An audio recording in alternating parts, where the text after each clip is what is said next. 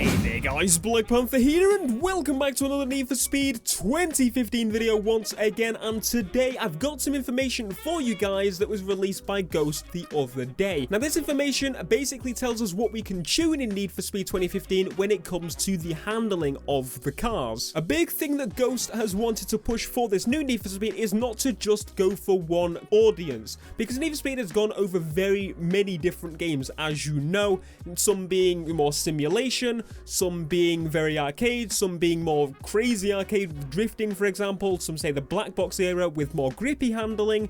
There's a lot of people that like different things in Need for Speed, so instead of just going for one set handling in Need for Speed 2015, Ghost have decided to make handling sliders for you to tune it so it works exactly how you want it. Now the handling isn't the only thing that is affected by this. In the way that you can play, for example, you don't have to play the whole story, you can choose one path if you really want to, and you can play, for example, with one car if you want to, or 5 cars. It's completely up to you, and Ghost are doing a lot to make it so you can do how you want. So as for what you can tune in Need for Speed 2015, you will see at the top there is a handling slider. Now we've spoken about this before, but for those that do not know, one side is grip, one side is drift, and this handling slider is basically in its basic form. If you want the Criterion style handling, you go to drift. If you want the more black box style handling, you go to the grip. Or if you want to go in the middle, you get an in-between of both, and to me, honestly, that was probably the best handling that I've played thus far,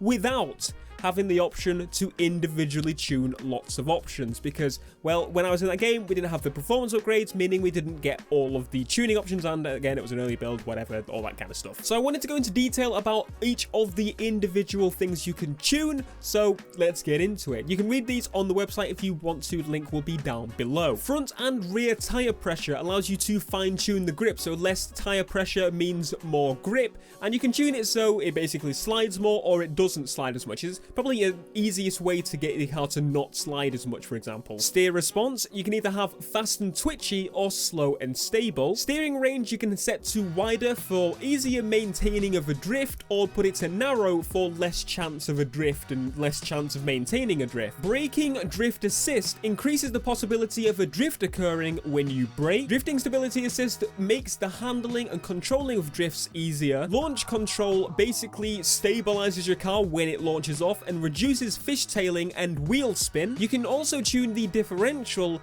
in where a locked diff will mean that the left and right wheels consistently spin at the same rate, resulting in more wheel spin, therefore encouraging drifting. As for downforce, the higher the downforce, the more traction you will have at higher speeds. This will encourage stability when cornering, for example. Brake strength, so you can set strong brakes to lock the wheels earlier, producing slip and encouraging drifting. Brake bias to adjust weight transference while braking, so for example, you can set the brakes to brake more at the front or the rear, and it will affect how the car moves. If you set the brake bias towards the front of the car, for example, it will make the car destabilize when you brake and make it easier to get into a drift. Then there's tire traction, so equipping your tires with more grip, for example, will mean it's harder to drift. And if you put less grip, it's more chance that you will drift. You can then set the handbrake strength, which a strong handbrake makes it easy to do 180 turns, but a weaker handbrake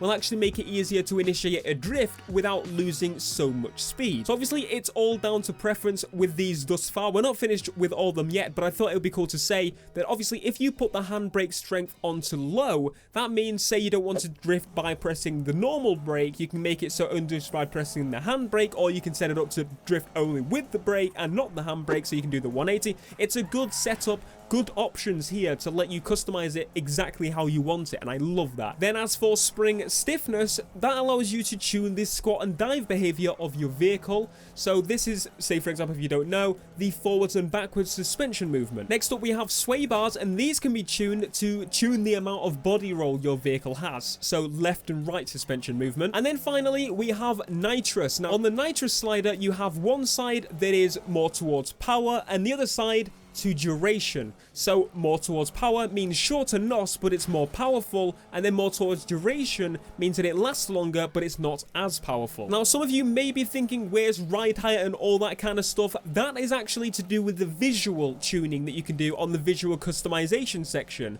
the reason they've done this is because obviously sometimes you want to stance a car, and obviously it's not really great if it affects your performance in a racing game to make your car look freaking awesome. So Ghost have made ride height, rake, front and rear track width, front and rear camber. All of these things are to do with the visual tuning, and you can tune them in the visual customization. Now, don't worry if you have no idea what I just spoke about. If you're like, Theo, I listened to what you said, I have no bloody idea what the balls you're on about. Well, don't worry. At the beginning, as I mentioned, you can use just the first handling slider more towards drift or grip. And that's how you can tune every single one of your cars. You can tune them with that one slider.